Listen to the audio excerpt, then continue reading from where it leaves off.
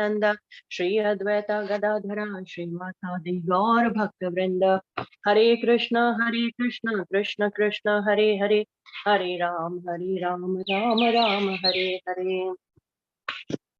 Okay, so we will complete the fourth chapter first today, transcendental knowledge. We had already covered up 5 sections, the first 5 sections, where we discussed how Krishna described the lineage of the transcendental knowledge. So just to revise the link, in the third chapter, Krishna ended the chapter by talking about lust, how lust causes the material bondage, and how one has to curb the lust by deliberate spiritual intelligence. That's why now in the fourth chapter, Krishna starts by talking about the transcendental knowledge. He presents this knowledge. And first of all, in the first section, he describes about the lineage of the transcendental knowledge, how this was given to sun god and then Manu, and it was coming down and the lineage got destroyed. So that's why he's again now restarting it from Arjuna. And then in the second section, Krishna talked about his divine nature, the nature of his appearance and his activities, the uniqueness, the time, the purpose of Krishna's appearance, and what is the result of properly knowing about all this. And in the third section, then Krishna, he described like how he reciprocates with the worshipper's mood. People can worship demigod also for quick results, and Krishna has created the 4 varnas, and whatever creation, he's the creator, and he's the culmination of all the paths. He's the goal of all the paths, but he doesn't get affected by anything. He has created everything for us, but Krishna's work doesn't affect him. And in the next section, in the fourth section, we discussed how one has to understand about karma on the platform of Gyan. What are the intricacies of karma? And it's very difficult to understand how we have to see inaction in action and action in inaction. And then in the next section, Krishna described that how one can attain Gyan through yajna, that is sacrifice. So there we talked about different types of sacrifices, demigod worship and Brahma worship and sense control. And then what is the purpose of the sacrifices? By performing the sacrifices, one develops Gyan, and then one's sins are destroyed and he can attain the spiritual platform. And now in the last section, in the fifth section, now sixth section, sorry, we will talk about what are the methods now, and what are the results, and what are the glories of attaining the Gyan. So verse number 34, Tadvidhi pranipatena pariprashnena sevaya updikshanti te jnanam jnaninas tattvadarshina. So here Krishna is telling that for attaining Gyan, we need a guru. And what do we have to do then? We have to surrender to the guru, we have to inquire from him, and we have to serve him. Okay, so there should not be any blind following and absurd inquiries. No, that is not encouraged. Both of them are condemned. So one need to hear from a guru in parampara with submissive mood, and one must inquire to get clear understanding from him and render service unto him. Then one gets the perfect knowledge. And verse number 35 to 38, let me just quickly try to cover it up. Verse number 35 to 38, then Krishna talks about results and glories of Gyan. 35, the first part, we understand no bewilderment. You will never fall again into such illusion. And the second part tells us that this Gyan, it bestows pure vision upon us of seeing all the living beings as parts of Krishna, the Supreme. And in verse, that is the first and the second part of 35 verse, how one is then not bewildered and how one gets pure vision.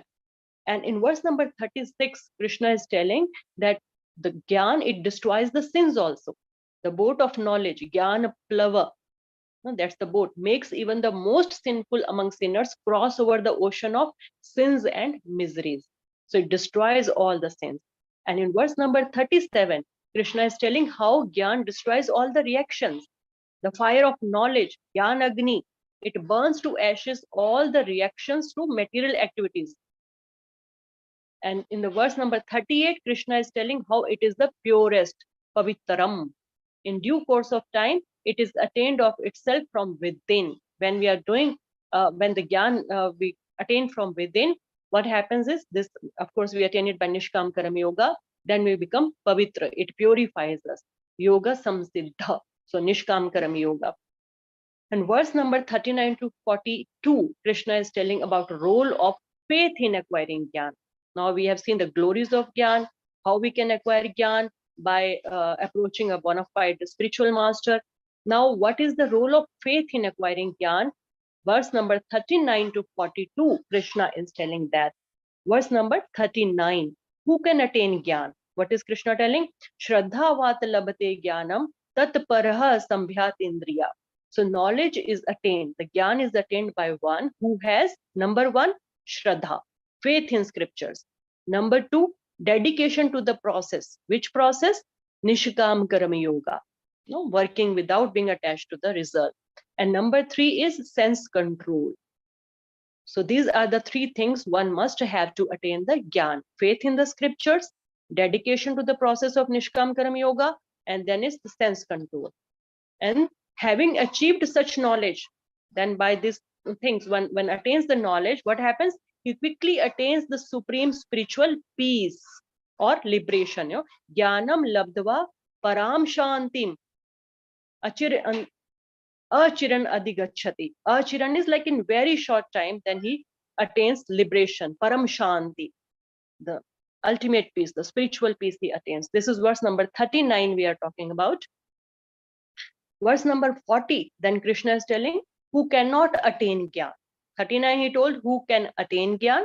Now verse number 40, who cannot attain Gyan. First is Ajnanas, the ignorant. Second is the faithless, Ashraddadhanas, one who doesn't have any Shraddha, faithless person. And then third is Samshaya Atma. Samshaya Atma is one who has doubt in scriptures. He cannot attain Gyan. So these are the three people. First is Ajnana, the ignorant. He has no knowledge and no faith. And Ashraddadhan, he has faith. I mean, he has knowledge of Shastras, but because of the contradictory, philosophies or disagreements of different philosophies, he doesn't have faith. He has knowledge, but he doesn't have any faith in them then. And Samshaya Atma, he has both knowledge and faith, but he is doubtful. He's a Samshaya Atma. And therefore, this process, it is not effective for him. So this verse tells us that how whatever we are doing, we should do that with full faith. Having faith in the process is very, very important for us. Even if we have knowledge, even if we, if we have knowledge, it will not help us. That's not enough. We need to have faith. So both knowledge and faith also if we have, and we are doubtful, then it will not be effective for us. So we should trust it. Verse number 41, then Krishna is talking about reaction-free work. Prabhuji, can we move on? Verse number 41 we are talking about now. Reaction-free work. So here Krishna is telling that yoga sannyasata karmanam, one who renounces the fruitive actions by karma yoga. Then what happens? Jnana sanchina samshayam, whose doubts have been destroyed by knowledge. Jnana sanchina samshayam. Uska samshaya, doubt is destroyed by the knowledge. Then what happens? Atmavantam na karmani nibandhanti dhananjaya. And the one who has realized the self is not bound by reactions of work, O conqueror of riches, Dhananjaya. So when this happens, one is not bound by reactions of work. So how we can perform the reaction-free work? First of all, we have to renounce the fruitive action by Karma Yoga. Second thing, our doubts should be destroyed. We should not have doubt in the process. Doubt should be destroyed by the knowledge. And third thing is we have to realize the self, that we are the soul. We are not this body. What is our real connection with the Supreme Soul? So with proper understanding, with proper knowledge, without being attached to the result when we perform our action, we are not bound by it. Verse number 42, then Krishna is telling Arjuna again to rise and fight. No, therefore, O Arjuna, you cut all your doubts which have arisen from your ignorance with the help of the sword of the knowledge, and armed with Nishkam Karma Yoga, you rise and fight, O Bharata. Tasmad means therefore. So he's concluding here. Therefore, O Arjuna, you just get up and fight. Now we will move on to chapter number 5. Let's see what is the connection between the two chapters. Now, chapter number 5 is known as Karma Yoga, Action in Krishna Consciousness. Now, in the previous chapter, in the 4th chapter, we saw how Krishna spoke of attaining peace by Gyan. I just told you verse number 4.39, where Krishna told who can attain Gyan. No? Gyanam labdava param shantim achiran adigachati. So param shanti one can attain by the process of this Gyan, attaining Gyan. So, and in verse number 41, Krishna told renouncing karma by Gyan. So again now Arjuna, and then in verse number 42, he asked Arjuna to get up and fight. Verse number 41, reaction-free work. He said that one should renounce fruitive action by karma yoga. And verse number 42, he's telling that rise and fight. So Arjuna, now it is again, he's finding it impossible to perform both the renunciation of work, that is karam sannyasa, that is performing the work in knowledge, that is karam sannyasa, and then karam yoga, that is working with the detachment. So he's again getting confused between these two things. Karam sannyasa, that is renunciation of work, and karam yoga, that means working with detachment from the result. So he's getting confused by this last few verses, verse number 39, 41, and 42. So in this chapter, Arjuna asks Krishna about this contradiction. And Krishna will now explain how the renunciation and work, they are not opposite, but they can be integrated together. We don't have to give up the work. How we can, action in action and everything, how we can integrate everything. So Krishna will explain this process of achieving liberation through karma yoga in this chapter. So we see verse number 1, the very first verse. Okay, so first of all, let me tell about the sections of this chapter. It's a very small chapter. We have only 29 verses, and it's divided into 4 sections. So the first verse, that is Arjuna's question. Sannyas or Karam Yoga? What should I do, O Krishna? No? Sannyas is renunciation of work, and Karam Yoga is working with detachment. What is better for me? What should I do? Verse number 2 to 6, Krishna will be telling Karam Yoga and sannyas, they are equal. But for Arjuna, Karam Yoga is easier than sannyas.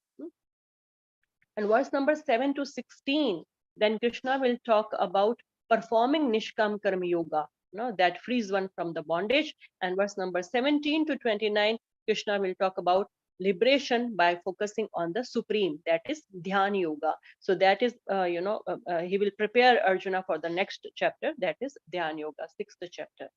So the first section. Mataji, could you please once repeat from first section is Karma Yoga and Sannyas is equal, but Karma Yoga is easier for Arjuna. Second Yes. section. Yeah, that is the second section. First section is only the very first verse. That is the question put up by Arjuna. That what is better, Arjuna? What is better, O Krishna? Renunciation of work or working with detachment? That is Karam Sannyas or Karam Yoga. Which one is better? That is the first section, the very first verse. Second section is from verse number 2 to 6. Yeah. Where Krishna will answer now that Karam Yoga and Sannyas both are good, they both are equal. But for you, Arjuna, Karam Yoga is more suitable. It's more ideal for you. And then in the third section, verse number 7 to 16, Krishna will talk about Nishkam Karma Yoga, how it frees one from bondage.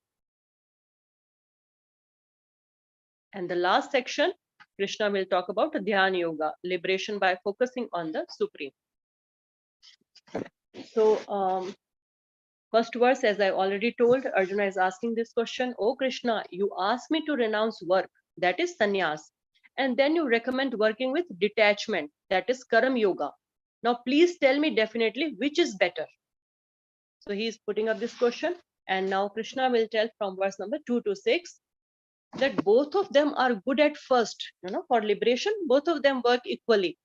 But then he says, the very first line, if you see, sannyasa karam yogascha nishreyas karav ubhav. So both of them nishreyas karav ubhav. But then he says karam yoga vishishyate. If you see the last part, Karam Yoga Vishishyate, that Karam Yoga is better than Karam Sannyas for Arjuna. He's talking to Arjuna here. Why? Because Karam Yoga doesn't mean the doesn't bear the same faults that can arise in practicing Gyan. Gyan is contained within Karam Yoga. So if you practice Karam Yoga, Gyan will naturally be revealed. So if there is fault in consciousness of one who has taken sannyas, then he becomes a mithyachari. So he will be a pretuder. So it is not recommended for Arjuna. So there is a great risk. If he is not completely purified and he takes sannyas, then he is called a mithyachari. So he's telling that Nishkam Karma Yoga is easier to perform because there are no austerities. You have to simply perform your prescribed duties and you have to only give up the fruit. So it is safer for you. It is easier for you. These are the reasons Krishna Prabhupada also helps us to understand that Nishkam Karma Yoga is easier, it is safer, and Gyan is automatically contained within it. And verse number 3. Now, in the previous verse, Krishna told Nishkam Karma Yoga is better than Karam Sannyas. Karma Yoga Vishishyate. But if someone questions, will a Nishkam Karam Yogi also attain liberation? So verse number 3, Krishna tells, yes, because he is as good as a sannyasi. Why? Because he is not attached to the fruits and he is free from the dualities and is free from bondage. Bandhat, this last part, if you see, Sukham Bandhat Pram Uchyate. He can easily overcome bondage and be liberated. So Karam Yogi can also become liberated. Verse number 4 and 5. Now Krishna is telling Karam Yoga and Sannyas, they are the same. Only the ignorant people, they don't understand this. Sankhya. Sankhya is the path of Gyan or Karam Sannyas.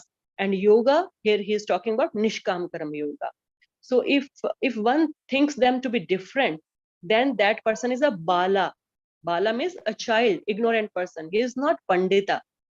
So one practices Nishkam Karam Yoga, then it comes to the platform of Gyan. So they both are not two different paths, but Gyan is the next step to Nishkam Karam Yoga on the same path. This is what we need to understand. One who thinks them to be two different things, then he's a Bala, he's not a Pandita. Ubhayor vindate phalam. Both enjoys the result. What is that result? Liberation. Result for both of them is same, that is liberation. Verse number 5. Now here,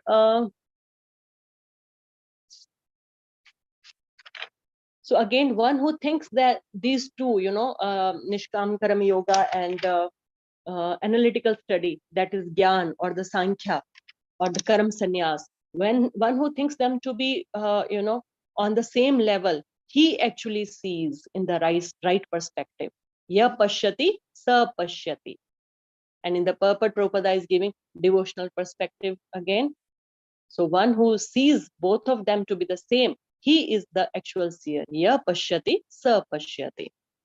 Verse number 6. Now Krishna is telling if someone is not connected to the Supreme, then he is not completely purified. So result will be then dukkham. So mere renunciation is difficult. You can't renounce anything by not being connected to Krishna.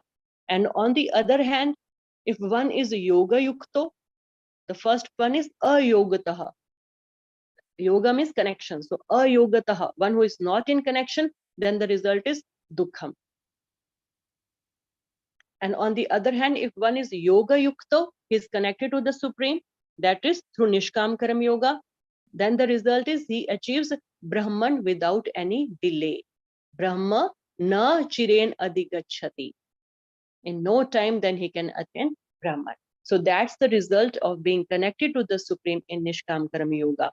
So in this section, he's telling that Nishkam Karam Yoga is better than sannyas. Okay. So this is the first section we covered, second section we covered up. Moving on to the third section now from verse number 7 to 12. Verse number 7. Prabhuji, can we have verse number 7? So this is now the third section, verse number 7 to 16. Performing Nishkam Karam Yoga frees one from bondage. So this is now the elevated Nishkam Karam Yogi who is on the platform of Gyan now. So he is now called a Gyani. So Nishkam Karam Yogi here is now a Gyani. Verse number 7. Yoga Yuktohu, connected to the Supreme in yoga. Verse number 7 tells us about the characteristics of a Gyani, Yoga Yukta, who is connected to the Supreme through yoga. What are his characteristics? He is never entangled. Verse number 7 tells us he is never entangled. Yoga Yukta Vishuddha Atma. Vishuddha Atma means he has controlled his intelligence. Then is Vijit Atma. Vijit Atma, one who has controlled the mind. Then is Jitendriya, one who has controlled the senses. And Sarva Bhut Atma, Bhut Atma. So he sees everyone in relation to the Supreme and he loves everyone without expecting anything from them, because he has control over his mind, intelligence, and senses, and seeing everybody in relation to the Supreme.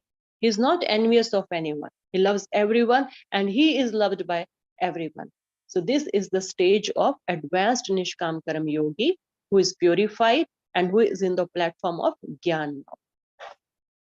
Verse number 8 to 9, Krishna is telling about the doer, yet he is not a doer. So this is a Gyani with full knowledge.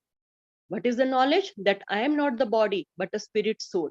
Therefore, any activity performed by the body and the senses, he understands that he is aloof from them because he is not the body. And in the Purport Prabhupada, he tells us that Nishkam Karam Yogi is now a Gyani and is not affected by the actions of the senses, and whatever activities are performed by his senses, he keeps them. He understands they are separate from me, from the soul. And all the activities are ultimately for the satisfaction of the Supreme. Therefore, he is not affected by them. So this is verse number 8 and 9. Verse number 10, he works for the Supreme with detachment. Now, what is the result for one who is working with such a consciousness? He is doing everything for Krishna. He understands he's separate from this body, mind, intelligence, everything. He is the soul. Then what is the result? So if one is in such a consciousness that everything belongs to the Lord and he engages everything in the service of the Lord, he is not affected by the sinful reactions. That is verse number 10. One who offers result of his action to the Supreme while performing his duties without detachment is unaffected by sins in his actions, just as the lotus leaf is untouched by water. So this is the result. Verse number 11 now. Now, how does such a yogi act? No? So this is a Nishkam Karam Yogi who is working. He is engaging his kaya, that is body, manasa, that is mind, buddhaya, that is intelligence, and even his senses, kevalir indriyer api. Now this phrase is it's put for a special reason here. Kevalir indriyer api. Indriya also is engaging, because the other yogis, Jnana yogi or Ashtanga yogi, they don't engage their senses. But now Nishkam Karam Yogi, he is engaging his senses also. His body, his mind, his senses, everything is engaged in the service of the Lord. Everything is active. So that is the difference here. Yogina karma kurvanti. He is performing his karma, his prescribed duties, but sangam tyaktava. No, he is detached from the fruits. Then why is he working if he doesn't desire fruit? For Atma Shuddhe, for the purpose of purification. That's the goal of the Nishkam Karam Yogi, to become purified and then get liberated from this material contamination. Okay, verse number 12. So this is basically a summary that how Karam Yogi attains unadulterated peace, Nashtikam Shantim, by giving up results of all the activities, Karam Phalam Tyaktva. Whereas a Karmi, or one who works with the desires, being greedy for the results, he becomes entangled. So here Krishna compares Nishkam Karam Yogi and a materialistic person who has no connection with Krishna. So two words here, Yukta and Ayukta. The very first two words of the lines, first line and the second line, yukta and ayukta. Yukta means connection to the Supreme Lord. So he then acts by giving up karam phalam, and then the result is steady peace. Yukta karam phalam tyaktva shantim apnoti nashtikam. And the second part is ayukta karam karena phale sakto nibadhante. So the second part is he's not connected, ayukta. So this principle is very important for us also, for devotees, that to the degree we are not attached to the fruits, we are not hankering for the fruits for our own satisfaction, to that degree we will be peaceful. So this verse gives us this very important message. To the degree we want to do everything for the satisfaction of the Supreme, not for our sense gratification, to that degree we will be peaceful. Because on the other hand, we see ayukta, not connected to the Supreme, is working to satisfy his lustful propensities. Then what happens? Nibadhyante, he's entangled in the material world, always frustrated, always in anxiety. So that is the difference between the two. And we also learn this principle from here. Moving on to the next section now, verse number 13 to 16. Now, we have seen that Krishna so far spoke about this Nishkam Karam Yogi and Karmi. Now Krishna will explain how the pure soul is the doer, yet not non-doer, knowing which one can be detached, one can understand the Supreme and attain the liberation. So we need to understand who is actually the doer and who is non-doer. So we understand about relationship between Ishvara, Jiva and Prakriti. So this section tells us about relationship between Ishvara, Jiva and Prakriti. Verse number 13, it tells about the role of the soul. Now where does the Jiva reside? Resides in the city of 9 gates. Navadware pure dehi. Sarva karmani. It performs all the duties.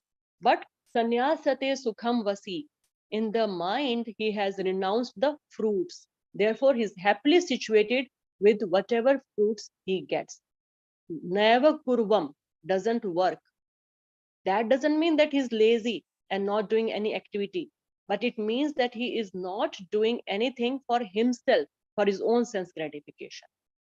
And then is na karyam, doesn't engage others in work. That is also for his own purpose, for his own satisfaction. But he engages others for the sake of Supreme, engages others in the devotional service. And in the purport, Prabhupada is telling that it's only because of misidentification with the body that the person or the jiva suffers. When we understand that we are separate from this body, our suffering are curtailed. So that is the role of the soul. It is just sitting in there and it is not doing anything for itself, nava kurvam and na karyam. It's not engaging others also for itself. Verse number 14, role of material nature. No? That was the role of jiva. Now we are talking about role of prakriti. Here the Lord is saying that he doesn't perform any activity. No proprietorship, doesn't create any activity, doesn't induce people to act. So here the living entity is called Prabhu. Prabhu means the master of the city of the 9 gates. He is not the master actually, but is trying to be a Prabhu, trying to be a proprietor. That's why he's addressed here as Prabhu. He is not responsible for the fruits of the actions. Then who is responsible? The material nature. He is thinking everything belongs to me, I'm doing everything and I should get the fruit and everything, but he is not responsible. Then who is responsible? The material nature, the Prakriti. So here it is said that the spirit soul is not responsible for anything, but the modes of material nature are responsible. Then the question arises, is Prakriti independent? Prakriti also means Swabhav, right? Nature, the Swabhav. Is it independent? No. It is controlled by the Supreme, Ishvara. So now this is the relation between Jiva, Prakriti and Ishvara. Jiva is acting under the influence of Prakriti and Prakriti is under the control of the Supreme. So ultimately everything is done by the Supreme Lord. So anything good or bad that happens, Supreme Lord is responsible for that, isn't it? So someone can ask that question. Someone is committing theft or murder, animal slaughter, whatever, natural disasters happening, cyclones, earthquakes. Who is responsible for all this then? The Supreme Lord, isn't it? So Krishna gives answer to that in the next verse, that is verse number 15. What is the role of the Lord? Here Krishna is saying, don't hold me responsible for all your pious and impious acts, your pap and your sukrats and everything. I am not even affected by all this. So what is the cause then? Agyan avratam, jnanam. No? Agyan avratam, jnanam. Because their knowledge is covered by ignorance. Their jnanam is covered by agyan avratam. They are bewildered, muhyanti.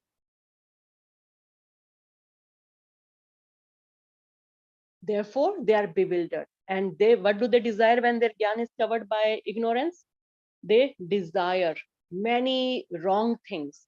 And then they get the result for that, that is reactions to those activities or to the wrong desires. Therefore, the root cause of whatever is happening in this world is the desire of the jiva. We desire wrong thing, we do the wrong action, and then we get the result for that. And the purport Srila Prabhupada here is explaining that how a jiva is responsible for everything that is happening. The Supreme Lord is Atmaram. He is fully satisfied in himself. He is not interested in what we are doing in the material world. We are getting what we desire. So the activities of living entities are performed due to their independent use of free will. Lord is present as Paramatma, recognizes the desires of the jiva, how a flower can be smelled by just being close to it. And then he induces the Prakriti to fulfill those desires as the person deserves. It's not that we can desire anything and all the desires will be fulfilled. If we deserve, if we have the enough money in our account to fulfill that desire. So if someone desires to steal, Krishna gives him instructions sitting as Paramatma that it's not good, but the jiva insists that he wants to steal. So Krishna says, okay, go ahead at your own risk. The reactions, the consequences then have to be faced by the jiva. But because jiva can't do anything independent of the Lord, so he sanctions when the jiva insists, when the jiva forces, even though it's wrong. So many people, they just try to blame Lord for whatever wrong is happening in the world. So we need to understand this properly. The Lord doesn't want to interfere with anybody's free will. Otherwise, the jiva will be like a robot then. There's no question of voluntary surrender and love of the jiva. Everything will be controlled by the Lord then. So he will act like a robot, like a machine. Therefore, ultimately, it's the desire of the living entity, and the Supreme fulfills it through Prakriti. That we need to understand. This is the connection between Jiva, Prakriti, and Ishvara. Okay. Now moving on to 16th verse. Krishna is telling that this is the solution to the whole problem. One has to be enlightened with the knowledge.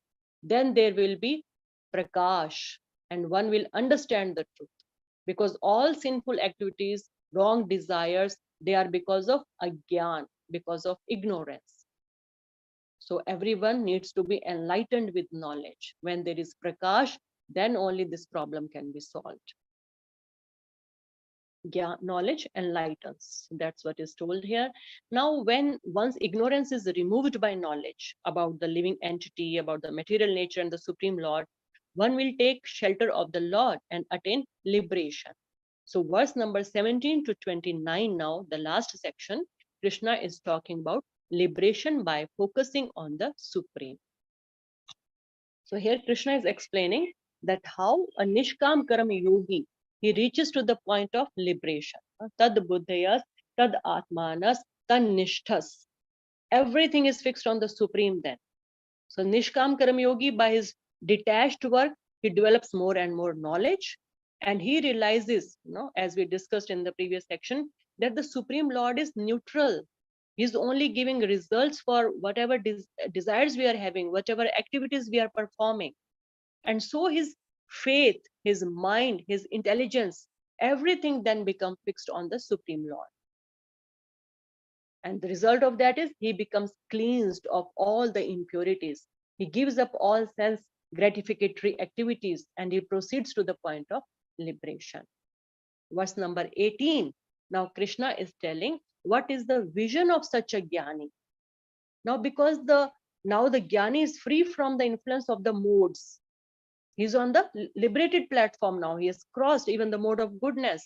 He views other living entities who are being influenced by the different modes equally. He understands that everyone is a soul and how the different modes are acting upon them, and that's how they're acting differently. Brahmana is under the mode of goodness. Gavi is also mode of goodness. Hastini is Rajogun, passion. Dog is Tamogun, ignorance. Dog eater is Tamogun, ignorance. He has an equal vision for all the living entities. He can clearly see that they all are spirit souls, part and parcel of the Supreme Lord, acting under the influence of different modes. So he's on the, like, he understands that on the spiritual platform, everyone is equal. He has an equal vision for them. Verse number 19. Now, these are the qualities of a jnani. In verse number 18, we saw the quality of a jnani. Now, 19, qualities of a jnani, we will understand. He has conquered over sargo, the material existence.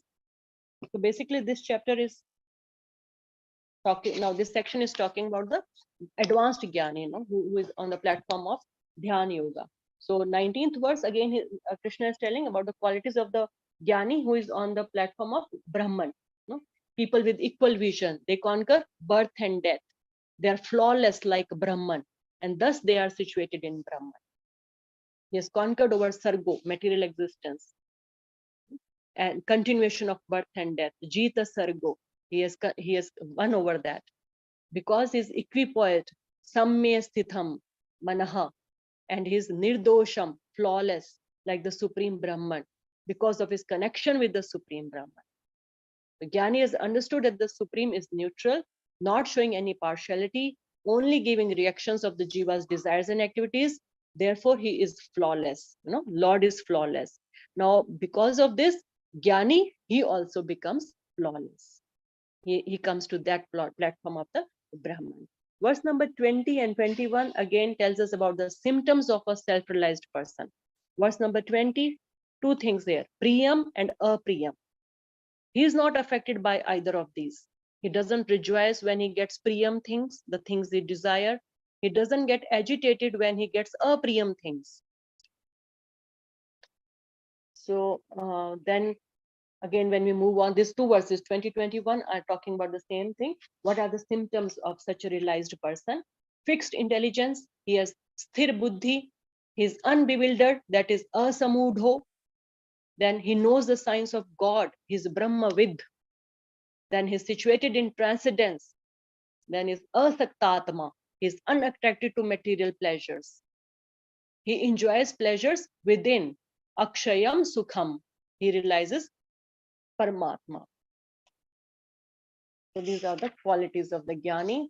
Now, asakt here, when we see, he is asakt, detached from the bahaya, the contact of the external sense objects. He is a sukham. Happiness is inwards. He understands all this. Happiness can be attained from within, not by getting attached to the sense objects outside. He's peaceful, he's happy within his self, in relationship with the Supreme, and is not attracted to the external objects. Brahma Yoga Yuktatma, in relationship with the Brahman. And in this connection, he is enjoying unlimitedly. Sukham Akshyam Ashnute. Akshyam, unending Sukham he is enjoying now, unlimited. He is not morose for not being attached to the sense objects. Now, though we are talking about the Jnani here, we may think that this is not important for us, but it applies to us also. From full Bhagavad Gita, Prabhupada has given us such wonderful purpose how we can apply all these principles in our Bhakti Yoga also. We should also strive for this understanding, our relationship with Krishna. Param Drishtva Nivartate, because a devotee has a higher taste in relation with the Supreme, he's able to give up the lower taste. with dead, pale material things. So here yogi is having connection within.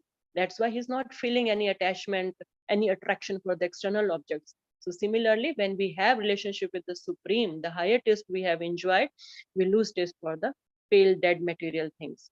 Therefore, for us also, it's important to develop higher taste in relation to Krishna.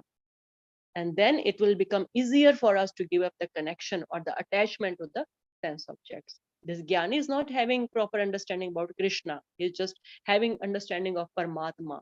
But devotees, they have understanding about Krishna. So we can use it in that sense. Verse number 22. Sense enjoyment is ultimately distressful.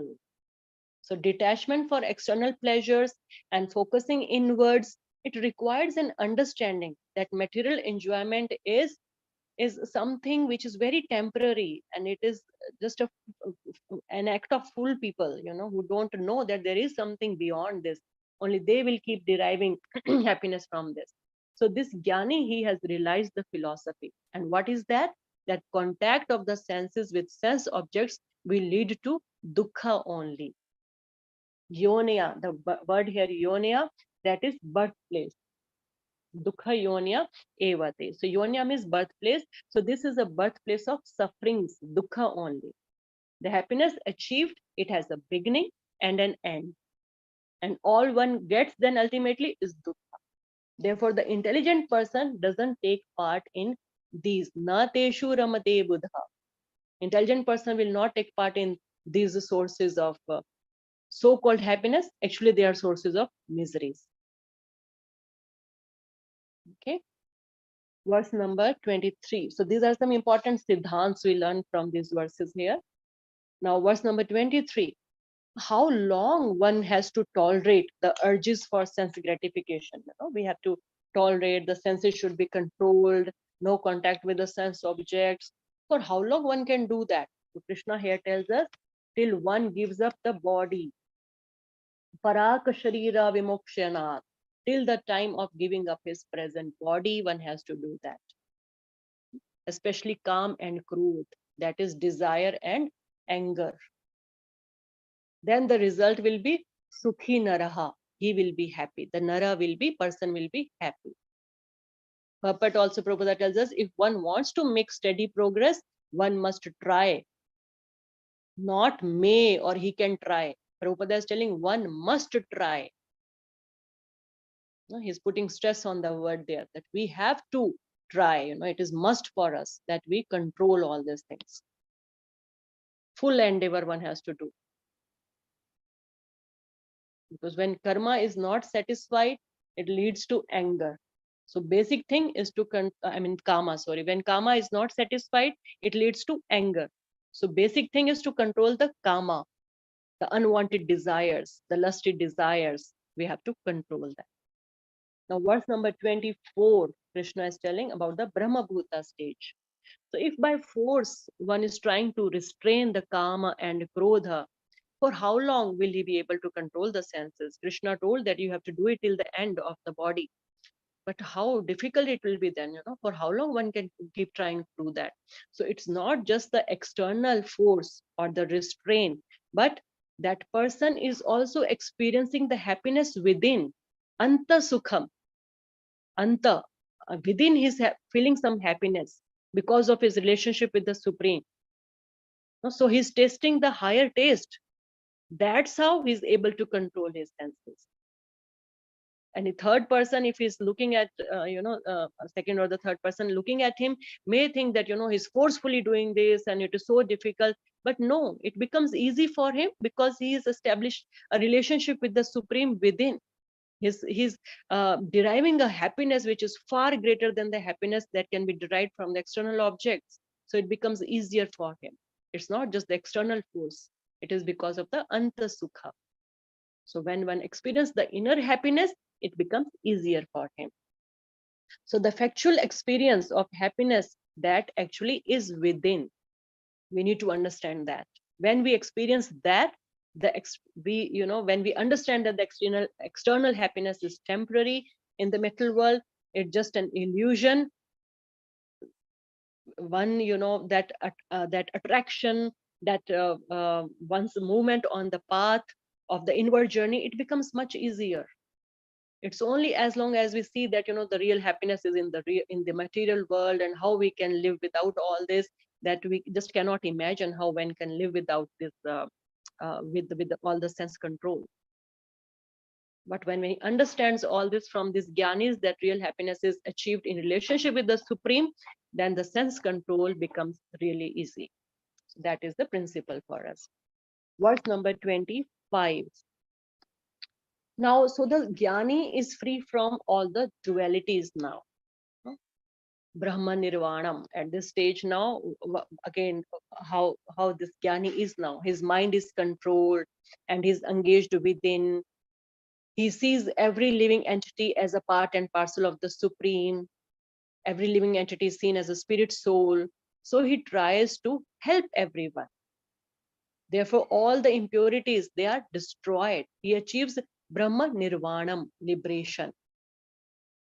And Prabhupada again here gives the purport in Krishna conscious perspective. So basically, these are the qualities of again a jnani, that how he becomes pure and he sees everyone equal and he tries to help everyone then. And that's what we have to do in our mission, preaching. We see everyone as a spirit soul. We try to help them by giving them the real knowledge, by giving them the knowledge about Krishna, our constitutional position. That's why preaching is emphasized in our movement. This is what this advanced jnani is also doing. Advanced Nishkam Karam Yogi is doing. Verse number 26. Now Krishna is trying to give some solace or assurance to the jnanis who are struggling to control their mind and senses, and who are trying to be on that advanced platform, trying to do welfare work for everyone, who are trying to control the material desires, anger, mind, etc. So what is Krishna telling here? That abhito, very soon you will achieve liberation, Brahma Nirvana. So Krishna is assuring them here, this word abhito, bas abhi ho jayega sab kuch. Continue with whatever you are doing. Very soon you will achieve liberation, Brahma Nirvana. But again, Prabhupada tells us that how the Lord reciprocates with the devotees, jnanis, even without being in physical contact. Okay. Yeah. Now, verse number 27 and 28. Here, Krishna is introducing Dhyan Yoga. So this yogi, he gets the knowledge that the Lord is equal to everyone. He reciprocates with everyone as per their desires. And therefore he starts getting, now this jnani, he starts getting realization that there is the Supreme present as Paramatma in everyone's heart, fulfilling everyone's desires. So he's getting some understanding as he's getting purified. And he now desires to realize that Paramatma. And he begins the practice of Dhyan Yoga. So it is basically the subject matter of the next chapter, but Krishna gives a synopsis here. So the whole thing is just going in a line now. So verse number 27, 28, Krishna has now finished his discussion on how to gain liberation by working in complete knowledge of the super soul.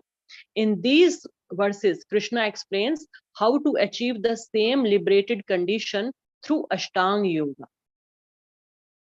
So these texts, they introduce us to chapter 6, that will cover up Ashtanga Yoga in detail. Then basically we will talk about it later on. Liberation through Ashtanga Yoga. So verse number 27, 28 are telling us about that. Now a Krishna conscious person, however, he being always engaged in devotional service, does not risk losing his senses to some other engagement. So because this is a very good way of controlling the senses, then Ashtanga Yoga. So this will be again explained in detail by Prabhupada in the next chapter. So next chapter, we have to see how we have to become even more serious in devotional service, not in Ashtanga Yoga. Verse number 29. This is a very famous verse. Prabhupada quotes it at many, many places.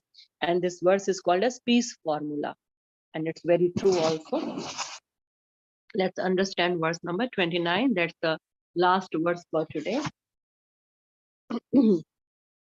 Bhoktaram yagya tapsam sarvaloka maheshwaram suhradam sarvabhutanam jnanatvam shantim rachati. Krishna is telling, I am the supreme enjoyer, the ultimate beneficiary of all sacrifices and austerities, object of worship of karam yogis and jnanis. I am the supreme proprietor of all planets and demigods. I am the supreme well-wisher of all living entities.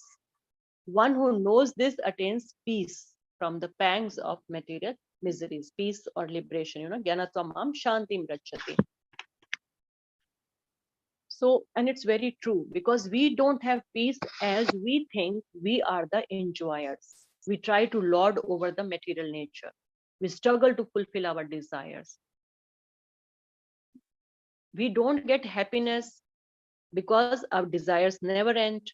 So we have to just understand that Krishna is the ultimate enjoyer. Whatever desire we have should be to serve him, to make him enjoy, to make him happy. He is the controller of all the situations. We think everything should happen as per our plans. I am the controller. I will struggle and I will get the things as per my plan. The whole struggle is because we are endeavoring to become the controllers and enjoyers. This verse very clearly tells us who is the real controller and who is the real enjoyer. So we have to remind ourselves from time to time of this verse. If we just understand that ultimately Krishna is going to give the fruit, he is in control of everything. I have to only do my part, my duty. That's it. Then only we can be at peace. And also we accept that Krishna is in full control and he's at the same time my dearest friend. He's my best well-wisher. It's not that he's a dominating some bad boss who is controlling me, making me do everything for his own satisfaction. No, he's our dearest friend, our best well-wisher. Suhrada sarva bhutana. Then how can anything in my life happen wrong? Nothing can happen without his sanction. Nothing can happen without his intervention. And nothing can happen that is not for my benefit. It's not that he doesn't understand us or he's cruel. He's not caring for us. So these 2-3 points, when we understand, we can be at peace.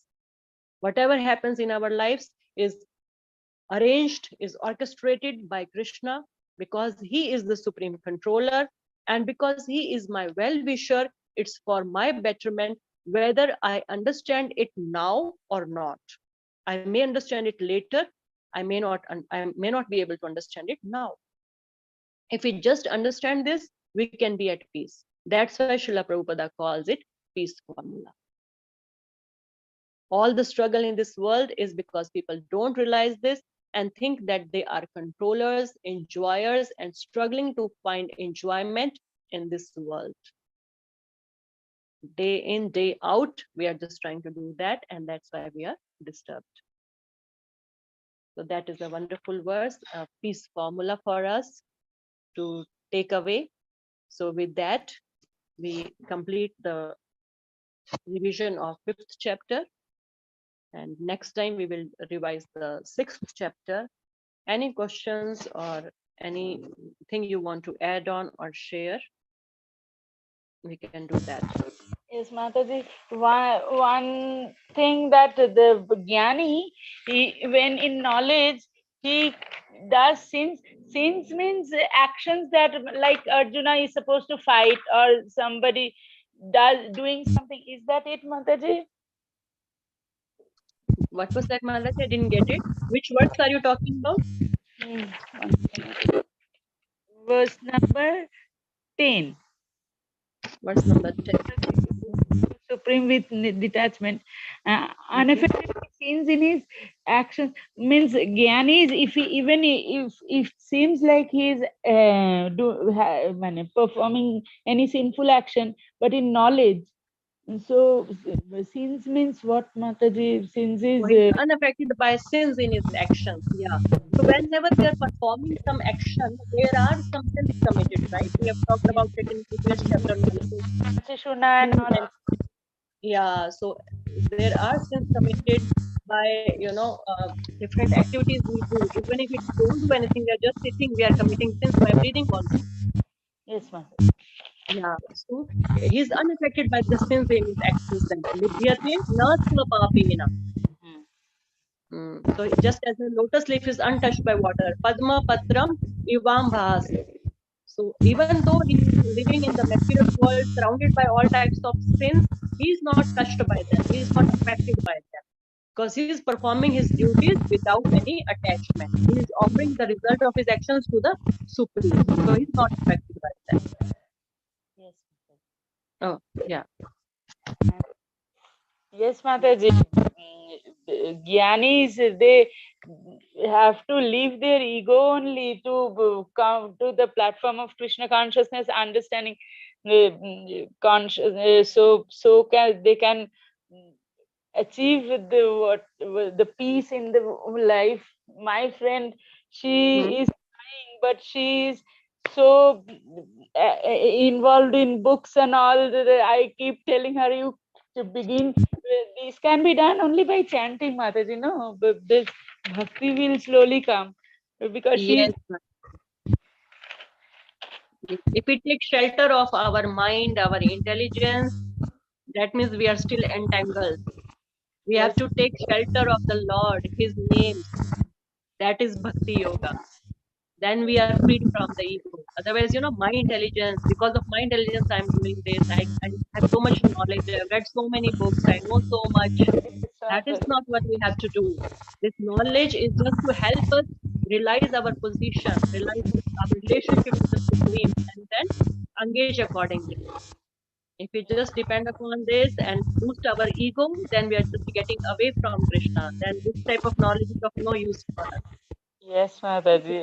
I tell So, her, stop reading all those heavy books and start chanting only. You know everything. She is fond of Krishna and all, but yet she can't leave non-veg and all.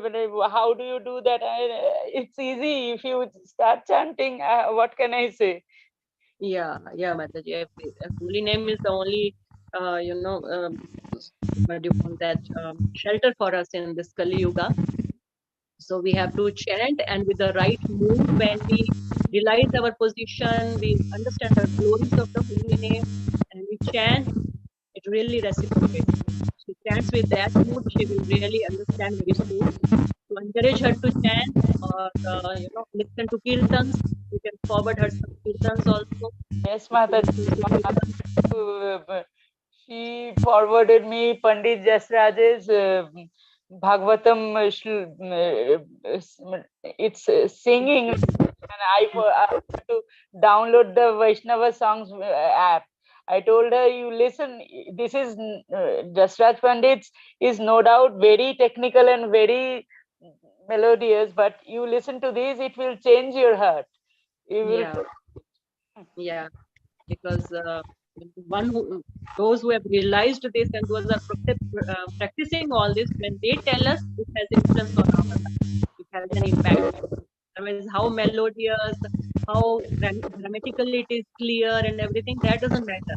Even if a devotee is not able to pronounce the words properly, still it has influence. Purity is the force. So pure soul should tell us that message. So good Mataji, keep encouraging. You are doing very good. You are very sincere. You are inspiring others also. So Yes. Prabhupada will be very pleased by you. In-law also, she has started, she is also a friend of mine, so she has started doing ekadasi, pure sagudana khichdi and all she is having, and she has started. So I'm not going out to preach, but I am trying to Very good. Yeah, sit wonderful Mataji. around my. Okay. Yes, Yeah, Mataji, it's very nice. very nice, very nice. Hari Hari Bol. Prabhupada will really bless you. He will inspire you. Yeah. Thank you so much for sharing all this. Hare Krishna. So next time, I think next week you all have your Yatra Mataji. Next week only it starts. Next If week, it's class, I can hear next Saturday, but the train is at night, so I can attend if there is class. all the devotees will be. We will check if devotees are available. We will have, but most likely we won't have the classes. We continue after you all are back from Vrindavan Yatra. Please keep all of us in your prayers. I also prayed for all the members of our group when we were at Vrindavan. Yeah, so thank you so much. Srimad Bhagavad Gita ki, Srila Prabhupada ki.